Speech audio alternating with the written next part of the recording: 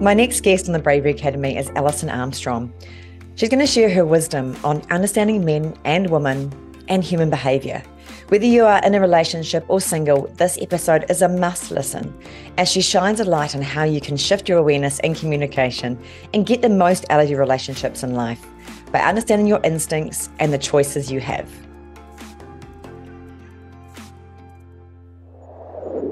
Welcome along, Alison, to the Bravery Academy. I am very excited to have you here. As I've talked to you off the recording before, I'm a fangirl from several years.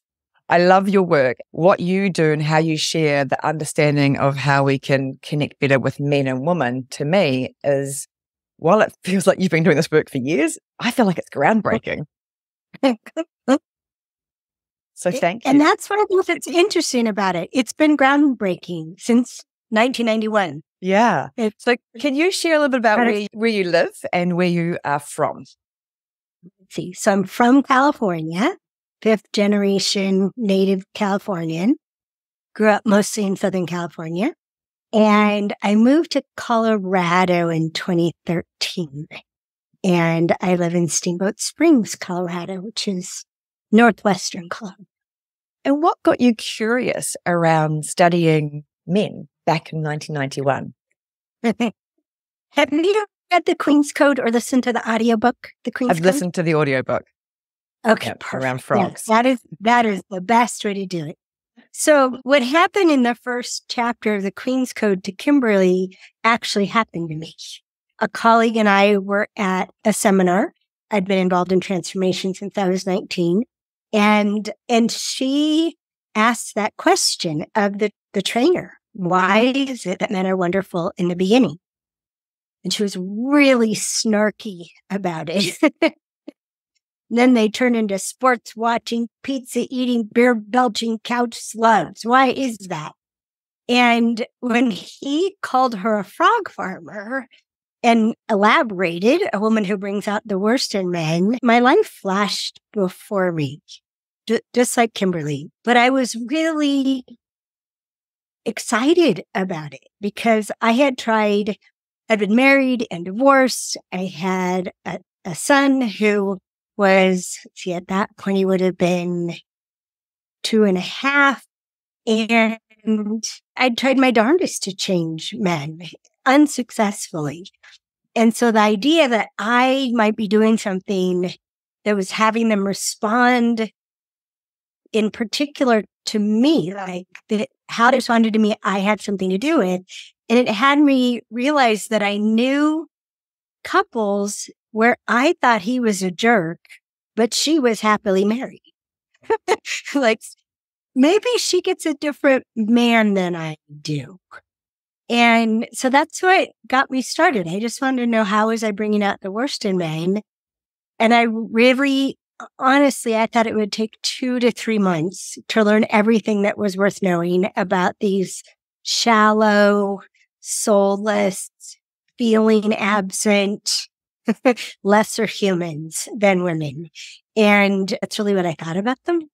And from the get-go, I had 3 men in my life that I was, like, today you'd call it their coach, 3 single men. And because I wasn't romantically involved with them and I wasn't trying to get anything from them, I didn't bring out the worst in them.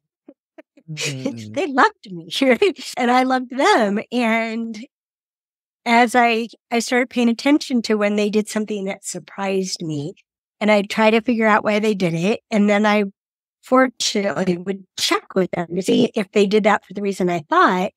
And that's when the education began. The first time, his name is Brooke, he said, I would never do anything for that reason, and no self-respecting man would. And I'm thinking, I do things for that reason all the time, and almost all women do.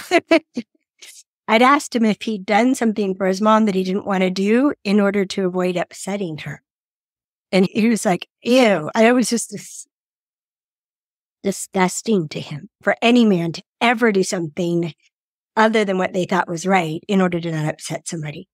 And so that's what started. And I've just been fascinated ever since. Does it keep evolving as well, what you learn from them over these 30 plus years? Well, I'd say there's two major things. One is if you think of a spiral, right? So I don't know if they have slinkies in New Zealand, but yeah. back in the day, right? So slinkies are basically spirals. And so since 1991, it's as if there are a finite number of points in the circle. And so it gets revisited again and again and again, like something like single focus. Caught on to single focus back in it was early on, 1991. And I'm still paying attention to the effects of single focus. I keep seeing more about it in different contexts and in different levels. And then the other thing that's affected my work a lot is shortly after I laid down my sword, after I gave up emasculating men, I met my husband, Greg. And we were together for almost 28 years and raised a family, started the business, went through all different stages of life, of his career and then his retirement, and went through all the things that people go through. And after he died, suddenly, I was sure I didn't want to be in a relationship. I wasn't willing to have anything other than a partnership. And I knew how much that required, how much attention, how much presence, how much diligence, how much bravery that required. And I just couldn't imagine meeting someone that would be worth it to do all that again. And then I did almost 3 years ago. And so in interacting with Dan, I basically had to relearn everything in the context of getting to know you, dating, new relationship. What are we for each other anyway? Where are we going? What are we doing? Yeah. Like I had to really learn from top to bottom. And since about 70% of our students are singles, they're really glad that happened. I'm really glad that's happened to you. I know that sounds terrible, but that dating part, not losing your life partner, but there's this understanding. I went through this similar, later with the divorce around the mid-30s, and this kind of like, what is going on with men in relationships? And then coming out at this stage, trying to learn to date, and then going through a fraud and someone being a con man. My world around this aspect of how do you trust and connect with men was like flipped on its head. And I was like, there's got to be a different way of doing it, which is what led me to understanding your work. And particularly, I was like, oh God, been doing that for a long time in that marriage. Poor bugger. Yeah, we're really good at it. Even when we don't mean to be, we're really good at it. Absolutely. So, yeah, so that's how I got started. And that's why I'm still here. It still is unfolding. And I'm fascinated by these creatures, these amazing creatures. They're so different than us. They're so different. And what I've loved about your work as well is you connect, similar to me, with my background as physio, but it sounds weird from this kind of work that I do now, but it's around the evolutionary biology, around how our body reacts and how our brain reacts. And so how do we deal with other humans? And so when I've looked at the way that you talk about instinct and choices, and men and women are different in that, I'm like, can you share more about the different instincts we have then as men and women? Well, a lot of people know that we have two nervous systems. And, when we take a deep breath, it's one of the ways that we shift from our limbic nervous system to the prefrontal cortex. And that place where we make choices and have conscious discernment is always a split second behind the limbic brain. So once I started paying attention to it, what I could see was literally the feeling, and it would happen in the back of my neck and my shoulders, the feeling of impulse, that it like this feeling of being thrusted forward. And usually, instinct, is our response to the perception of a threat or an opportunity. And the impulse is different. Like my impulse throws me forward, right? Because fight is my first place to go. Some people's impulses, right, is backwards. It's to flee. And some people's impulses just to freeze. And most of us have a sequence. Like when the fight doesn't work, then I freeze looking for a new fight. And then if I can't find one, then I figure out how to flee, how to get the heck out of there. But I started becoming aware. I was actually in an airport.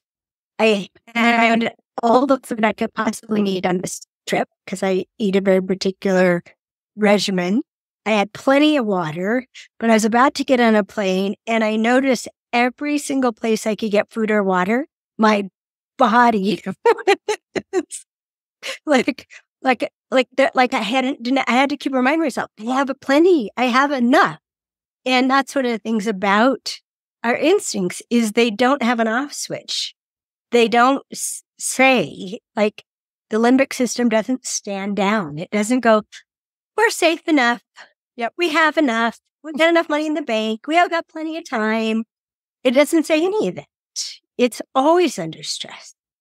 And, it's one of the things that attracted me to your podcast because so many people, I have a friend who would say conflate. He has quite the vocabulary, my friend. And he would say we conflate bravery and fearlessness. Mm-hmm. And we think to be brave is to have no fear, but it's not, right? As you know, bravery is the ability to act in the face of fear. And our limbic system, it lives in a state of fear. So can we make a conscious choice to do something that to our instincts is putting us at risk, is putting our survival at risk, which might be in the form of someone's going to dislike us. Someone's going to abandon us, right? Someone's going to reject us. So, those thoughts will be right there. Oh, no. And so much of my work since 2017 has been about being true to ourselves in those moments. And that's a lot what I had to experience with Dan. From our very first conversation, saying things to him and thinking in my head, if you're going to run now. Yeah.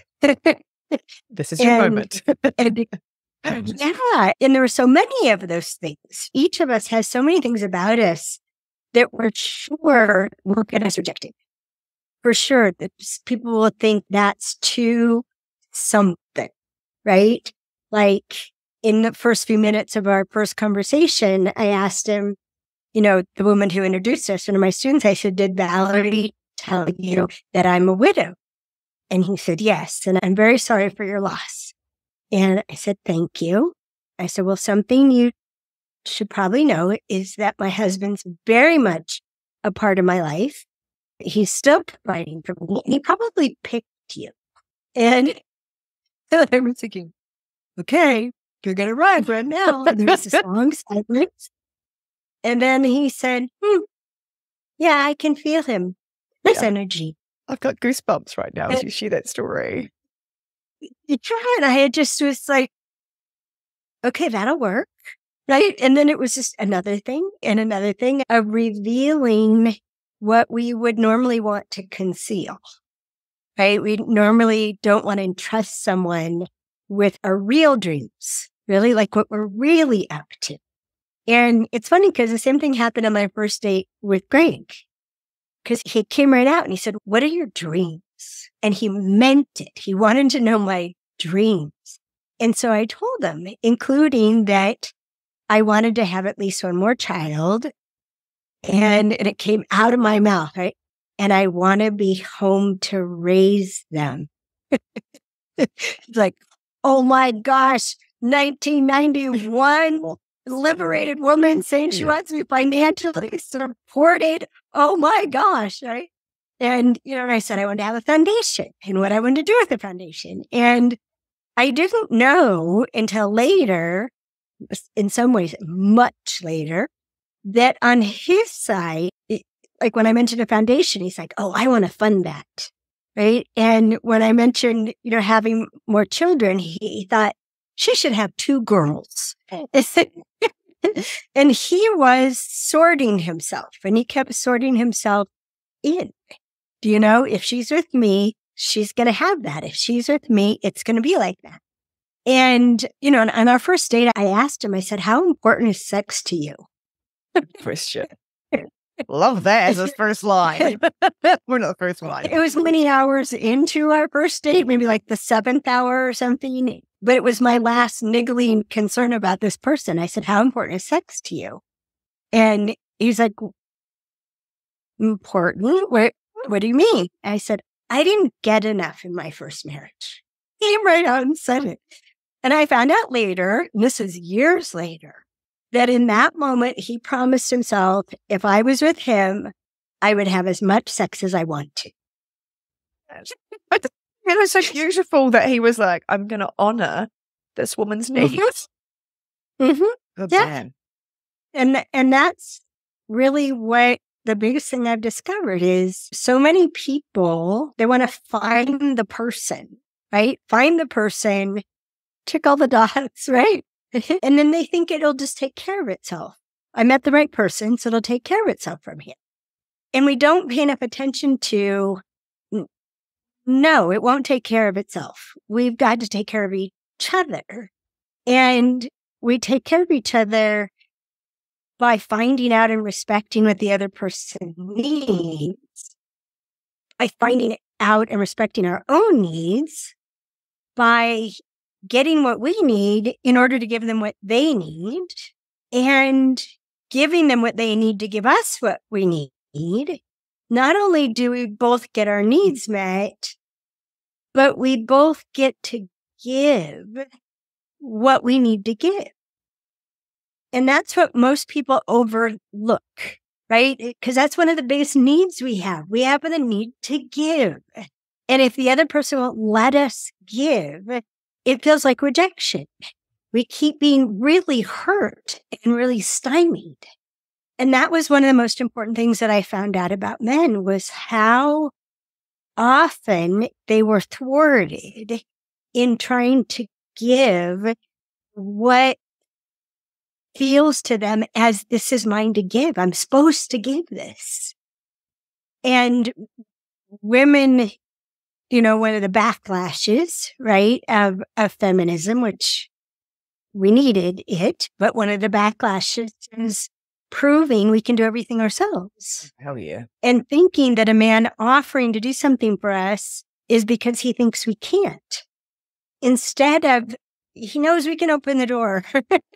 He knows we can pay the bill. He knows we're very capable. And if he doesn't think so, he doesn't want to be around us, right? He knows all that, but he's offering because he wants to. He wants to give that. And another thing I had to sort out, Emma, was how often women offer to get credit for offering. Ooh. How many times we offer hoping the person will say no. Because we don't really want to give it, but we need credit, need to be liked by offering. And so since so many of our offers are insincere, we assume men's offerings are insincere. But they're not.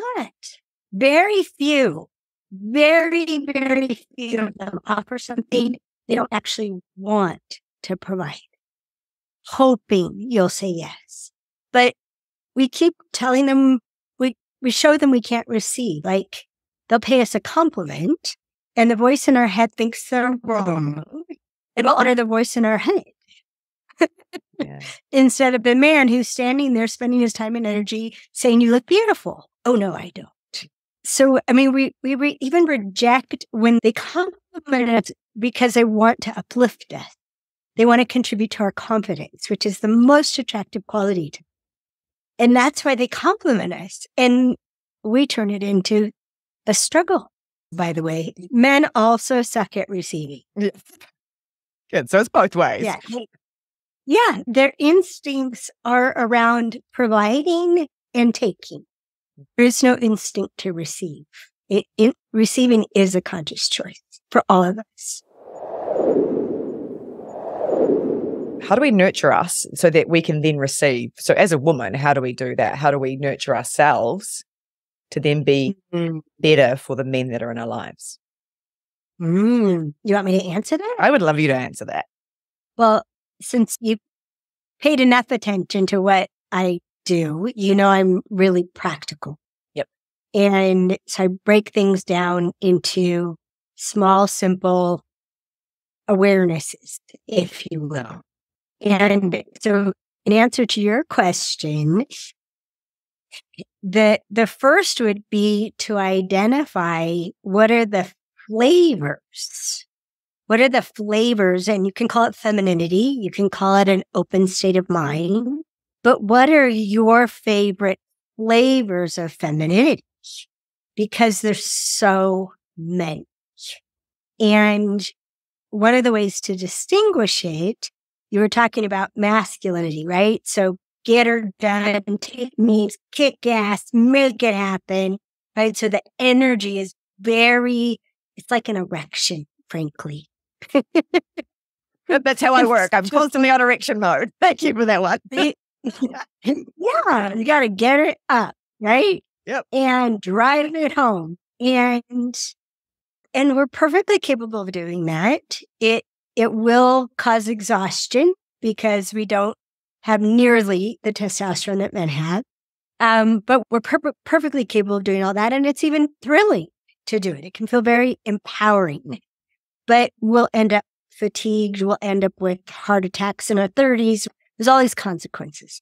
Besides the consequence of, in a romantic relationship, men are looking for the most capable, competent woman that they can attract and keep. And to them, their ability to keep her is because they have something to contribute to her, something that they can provide for her that she needs him for. So us communicating over and over again, I don't need you, I don't need you, I don't need you. They're like, well, I guess I'll go find someone who does. And so our lack of receptivity, right? So we've got this masculine, make it happen. I don't need you and I'll prove to you that I don't. And then the lack of receptivity, I mean, that's what has so many of us end up wanting a romantic relationship and not having them.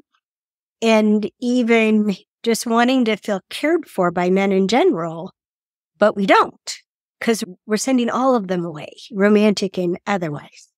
And so if you start with thinking of feminine energy, that word is completely valid. And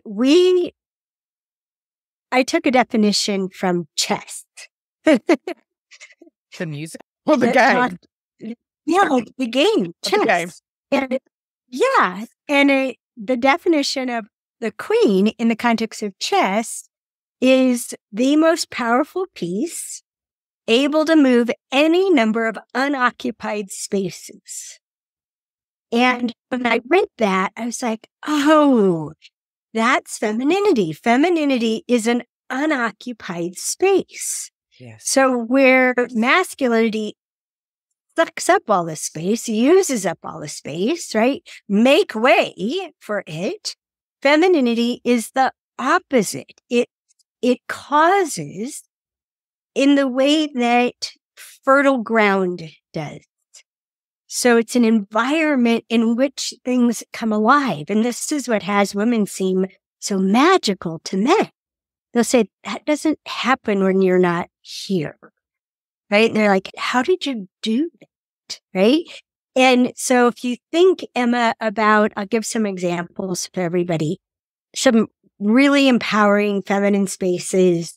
One would be patience, because patience comes from our connection to the eternal. We have all the time in the world. And patience is required to end up being effective with men. There's so many things about them that can drive us crazy. It requires patience, even just waiting, counting to 30 to wait for them to answer a question, right? Compassion is an incredible space. And these are all tangible, right? Notice you can tell when someone's actually patient. not pretending patience, right? You can tell when they're compassionate. You can feel the compassion. All kinds of things show up because of it. Oh my gosh, there's so many different ways that we can be. There's also ways that are not masculine or feminine. For example, enthusiasm. Enthusiasm comes from the words that mean of God. Enthusiasm is the human spirit opposite of excitement. Excitement is wound up human instinct, right? Enthusiasm is an expression in spirit. Joy. Oh my gosh. Whether it's joy, happiness, bliss, peace, serenity, all of those qualities are very powerful. And we don't have to be all of them. You can just pick what you want to be. You can pick more than one, but at least start with one and practice with one. And then what you do once you pick something, I'll take patience, because that was one of the first that I picked, because that's what I wanted to be for my kids. Yeah. As their mom, what I wanted to provide for them the most was patience. And so I had to figure out, well, so how do I get patience in my body? Because if we don't have the quality in our bodies, if we're not embodying patience, compassion, love, joy, it's just a mental construct. It might be something that we're proselytizing, we're preaching about, but we're not being it. We're incongruent. And one of the things that's amazing about men is how sensitive they are to how we're being. And when what we're saying and how we're being are incongruent, they call it insincere. When what we're saying and how we're being, if we're saying loving words and we're being loving, right, then that's authentic. That's legit to them. And they care very much about that. Authenticity is the second most attractive quality in women. So pick what you're committed to being, and then figure out how to get the feeling of it in your body. For example, what I figured out was it wasn't just the number of hours that I slept, it was which hours I slept. Like if I stayed up too late, it wouldn't work. No amount would work, right? So for me, it was from about 11:30 to 7. Those are my hours back then. I woke up with patience. Yeah. I woke up feeling patient in my body, and I would get my kids off to school patiently. Yeah. I didn't have to try. Another way to think of it, Emma, is to overflow, right? If we can overflow as the qualities we value, if we can overflow compassion, if we can overflow as joy, if we can overflow as love, we're not working at it. We're so full of it, it's effortless. The effort is putting it in the body, right? Not getting it out, not expressing it. And so things like sleep, time in nature, conversations with our favoriteest people, like we'll end up so full from getting to be with them. These are things that each of us has to figure out. How much sleep, how much movement, how much alone time, how much company, how much of the right kind of company, right? The right kind of, good kind of being alone. How much accomplishment? Like, I need accomplishment, right? It's very masculine, but I've figured out how to have accomplishment in a way that nurtures the feminine. Like I save my dishes for the morning. I don't try to do them at night tired, right? Just like, yeah, these dishes are right? I save them for the morning. When I wake up early, I'm all excited because I have dishes I get to do. And then I do them. I don't get them done. I don't do that. I have the accomplishment of the dishes are done and the kitchen's clean, but I do it very slowly. I have music on. I'm singing. Me and Ed Sheeran are doing the dishes together. Or Adele, or fill in the blank, right? And so I'll have accomplishment, but not with a huge expenditure of testosterone. I have accomplishment puttering. Yep. Right? Puttering is something that we get to do when we have plenty of time, when we're patient with ourselves. And that creates oxytocin as well for women. So it's a really good hormonal shift. So we don't realize is again that women need different like pottering shopping. Like that's actually a hit for us. So important. Yeah. All that you're saying there resonates. And I talk about the nurturing list. I do a lot of this work with women as well to go like, okay, what is going to fill up your cup and allow you to be energetically in the right space? And which is all about the nervous system. Again, breath coach. So when you said that before, I was like, oh, I did not realize we were actually as in sync with this. But it all comes down to that nervous system and listening in and that instinct. And you've got to have that self-awareness, to have self-regulation, to finally get self-compassion. And then that flows into the relationships. It's a good way to put it. I like it. So one thing I was really wanting to ask you was what brings out the worst in men? Gosh, the simplest way to put it, and then we can unpack it. What brings out the worst in men is attacking them and setting them loose. And by loose, I mean that they will have spent time and or energy and or resources and end up depleted. There's no return on investment. They expend those things and they don't end up with it being valued, being appreciated, being admired for it being received well. So what they mostly say is it's not worth it. There's so many things that men don't do because the person they did it for didn't make it worth it. Yeah.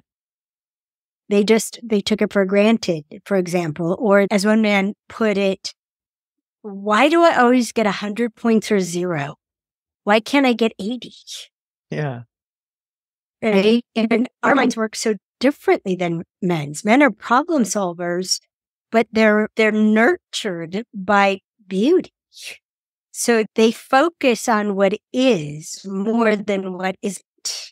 Where we're always in fear of being imperfect and being caught being imperfect. We think we survive by being perfect. So we're always paying attention to what's wrong with us, what's wrong with that bouquet of flowers, what's wrong with his timing, what's wrong with what he said. Negative, aren't we?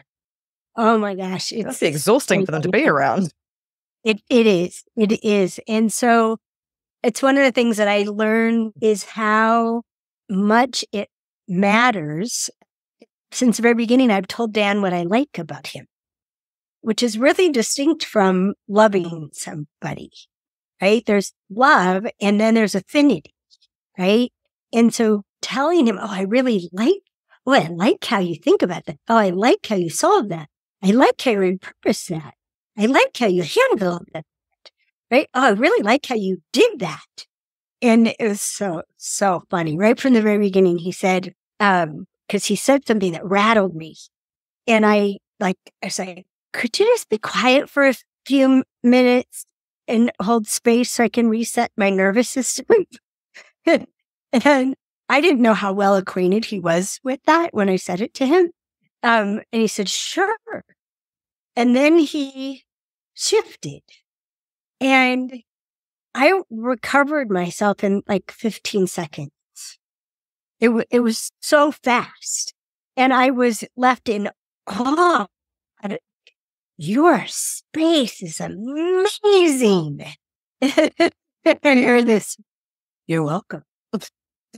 Like, oh my gosh, it was so hot. I'm like, be still my heart. A man who owns what he's causing, not the, aw shucks, it's nothing, artful dodger.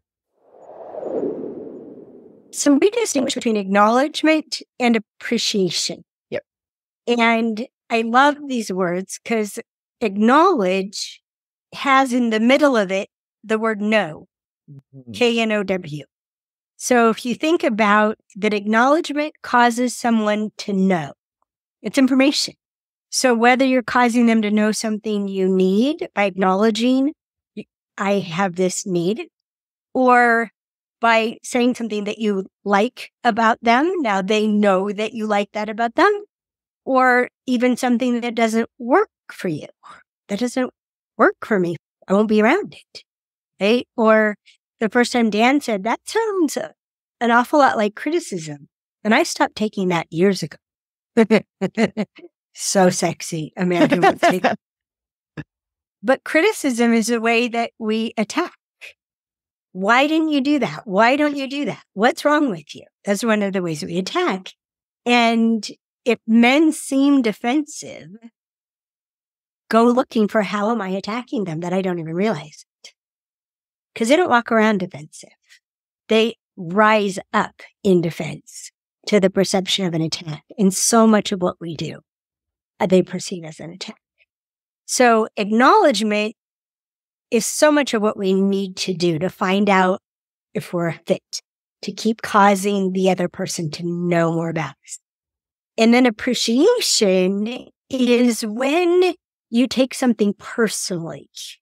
So awesome job taking out the trash. You did all the steps, including putting in a new bag in and tying it off so it won't fall in and closing the cupboard. Thank you for doing that for me. So the appreciation is taking it personally. And that's one of the biggest things I learned in studying men was how generally women take things personally that we shouldn't and don't take things personally that really are. Like someone taking out the trash, we wouldn't take personally. The trash needs to be taken out. Yeah. Not to a man, the trash doesn't need anything. It's an inanimate object. But my wife needs me to take out the trash. So I'll take out the trash for her. Yeah, it's personal. That's such a difference. So it's huge. It's huge. We have a course, I don't know if you know about it, it's called Core Partnership. And we team up with horses in order to teach men and women to have more clarity and to be more authentic and congruent. And horses need both acknowledgement and appreciation. And they need it in that order, just like humans. And they need space to digest the acknowledgement. Oh, that's what you wanted. Or, oh, that's not what you want. Well, then what do you want? Right? Horses will do this, right? And oh, that's it. Cool. And then the appreciation, thank you. And because they didn't do it for the health, they did it because we asked them to, right? So those two things are really important if we're going to bring out the best in men and bring out the worst in men by withholding them. We withhold acknowledgement. We wait till someone does something perfectly before we said, wow, thank you for doing it. Can I tell you things I like about how you did it? And then you tell them all things you liked and thank you for that. And can I tell you something that would make a difference for me if you'd be willing to do it as well? Sure. Like if we just gave them the energy to produce more results and now do you want another result to produce? Of course I do. So I love that we've been talking about men, but for the men that are listening as well, how also does it impact women? So what are the ways that we bring out the worst in women and the best in women? Well, they're completely similar in that you get the best from both men and women when we experience being safe. Yeah. Or most men would use the word secure. And we get the worst in both men and women when we do something that disrupts their sense of safety and security. And one of the things that I think I had, I don't know, it's probably in the top 10 of having fun sorting it out, is that when we're in that committed producing results state of mind, we feel secure when we've been producing results, we are producing results, and we can anticipate we're going to keep producing results. So it's a continuum, right? And which is why you can get a very successful man depressed because he doesn't see he's going to keep being productive. Like men upon their retirement, that can be deadly, right? And bring out the worst in them because they're not being productive. And for when we're in an open state of mind, then it's safety and feeling safe. And it's a safety that happens from being connected. So So when we're in a committed state of mind, we need to be productive, and respect and trust will bring out the best in us. When we're in an open state of mind, we need to feel connected, and the right kind of interest and attention will bring out the best in us. And can I tell you something that Dan did about that? Please. So when we were long distance, when I was talking to him on the phone, I had his undivided attention. Or if we got together for a long weekend or a vacation week together, I had all kinds of attention from him. And then I moved to his city because I wanted to just be with him every day. And he has so many accountabilities, right? His home and his family and his friends, right? So all that attention I was getting disappeared. And I freaked out. I mean, it absolutely brought out the worst in me. It was horrifying. And I was frog farming him. I was bringing out the worst in him because I kept attacking him. Like, I got more attention when I didn't live here, right? And oh my gosh, God bless him. So finally, I communicated in a way that could be heard. I moved here so I could see you every day. I need attention every day. I need to be talked to and listened to and preferably hugged and kissed every day. It's given in the roadmap, isn't it? Yeah, it was very clear. And we did this just before I got on with you. So he said, okay, this is what we're going to do. Your schedule's much busier than mine. And he always says this with this little like shitty smile because he's been retired over 30 years, even though he has all these accountabilities. Yeah. But he's like, your schedule's busier than mine. So you pick a time. Every day you pick a time and I'll come over here or you'll come over to my house and we'll lie down. What? We'll lie down. We'll lie down and we'll hold each other and we'll talk and we'll listen and maybe we'll get frisky, maybe not. Maybe we'll fall asleep, take a nap, but we'll do it every day. I burst into tears. I couldn't believe it was stunning to me. He was prepared to give that to me, to organize his day around when I have a window, and it's been over 1.5 years. And it's rare for us to miss a day. And we'll notice it that, wow, there's no time for a light on today. And we have all these funny ways of interacting with things. Like we were out, oh my gosh, I was cleaning up after my horse and my donkey. And so, we were sweaty and smelly and dirty. And so we were going to take a shower and then do a lie down. But we were too tired. We were too tired to take a shower. I've been working so hard. So I was like, I have a clean sheet. How about I put it on top of my bedspread? So that became what we call a dirty down. Others may interpret that very differently. Yes, and that to me is so fun. Yeah. Oh, I love your playful side. Your playful side is so amazing, Alison, and how it comes through in your storytelling and this vulnerability around, gosh, none of us have got this perfect, right, around relationships. And it's a constantness of checking in. How am I showing up? How am I showing up in this relationship? How is this other person showing up? What do I need from them and what do I need from me to shift this? And this is a big part of what I've really witnessed from your learning, and today particularly, is around this choice. Yes, we have these instincts. We have this drive. And I love that you've linked the nervous system in because that's my baby. I love the nervous system when we learn to, nurture it and witness it and treasure it instead of destroy it and like push against it. It's like, oh, that is a survival mechanism for a reason. So I think the big bits that I'm taking away from this conversation, well, there's a lot, and I think I'll have to do similar to what I did when I first listened to you, which is listen to the podcast episode 3 times. I've never done that before because there's so many moments of just listening and taking away, going, oh, I need to shift this. I need to take responsibility. And what I really take away from you is this is personal leadership. It's leadership in all our relationships, and we all have the autonomy to do that if we choose. Have I got that right? Yeah. And I love that you chose the word leadership, because for me, leadership is carving out space for something to happen that wasn't going to. Yeah. It just wasn't going to happen. And so when we take that deep breath and tell our truth without defensiveness, without attitude, without screw you if you don't like it, just this is my truth. And if you're going to run it,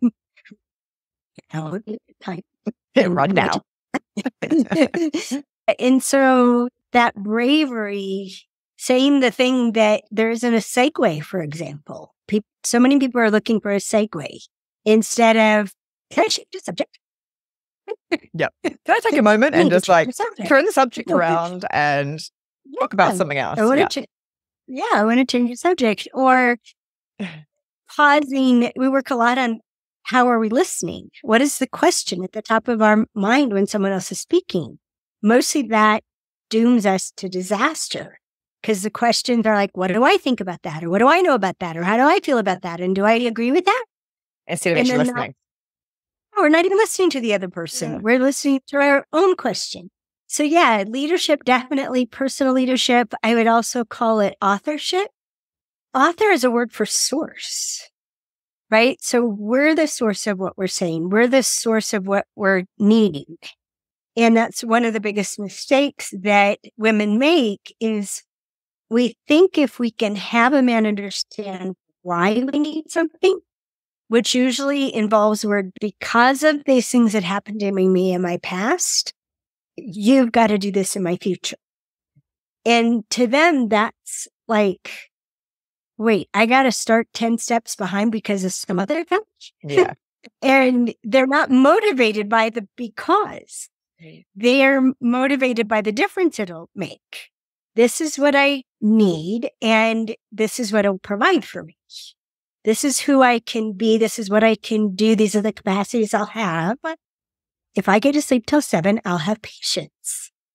And so the leadership in figuring out what it is that allows us to be the people that we want to be, defining it, and then how do we get it in our bodies, and then asking other people to participate in providing that for us is huge. It's bravery. And one of the things that's beautiful, it's bravery. And one of the things that's beautiful about men is they recognize it as beautiful. They recognize it as bravery. They recognize it as, wow, she has the courage to tell her truth. Those are the words they'll use. It has them fall in love with them. That it has them just be, wow. And even if they know they're not the right person for us, they'll go, but I know somebody for you. Because they still want to provide the right person even when they know I'm not the one you're looking for. So grateful for your wisdom today, Alison. I never know how these conversations are going to go on the podcast. And to be honest, I was probably more nervous around your conversation. And this is my vulnerability. I know your head goes, what? And I go, because there's so much of, I guess it's that rejection piece, but around, I just adore women stepping into their power and doing what they're doing and holding you up on this little wee pedestal going, one day I'm going to be brave enough to keep working like she is. So thank you for sharing your wisdom and making it such a beautiful conversation. And I can honestly say that I have deeply got so much out of it. So I know that many others will be going away and having little aha moments, mic drop moments, and going, maybe asking for sex more like you did in your relationship with Drew. Yeah. So thank you. And you're very welcome. So how can people find out about you? And we'll put it in the show notes, all the links and some of the favorite things. I know you've got your Understanding Men, Understanding Women, Queen's Code. There's a lot of resources. Where do they actually start? Yes. And how do they get in touch with you? Oh, boy. Because there's a lot. If you're going to start with a book, I would say listen to the Queen's Code audiobook. And LUX stands for Liberation, Understanding, and Extraordinary Relationships. It's less than 8 hours, but oh my gosh, does it pack a punch. In basically what I see is the only 3 things we can control. How are we being, how are we listening, and what are we speaking for? So I'd start with that. That's a good place to start.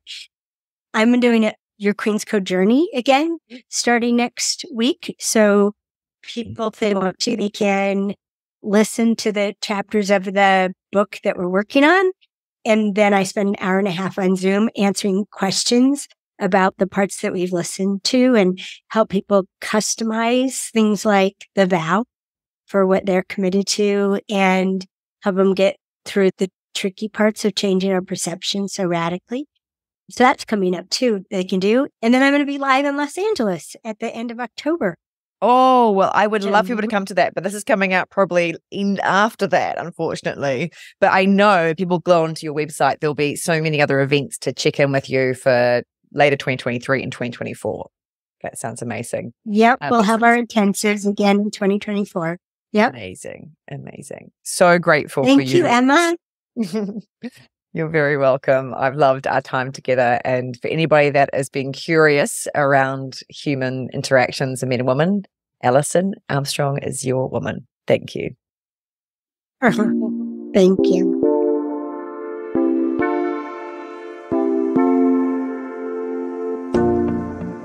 Thank you for tuning in to the Bravery Academy. Don't forget to hit that subscribe button. And if you're looking to take your support for the podcast to the next level, visit patreon.com/the Bravery Academy to access exclusive content and get early access to our upcoming episodes. Your feedback means the world to us. So please take a moment to give us a 5-star review on Apple Podcasts. Thank you for being part of the Bravery Academy community. Stay brave, stay curious, and keep challenging yourself to grow. Until next time.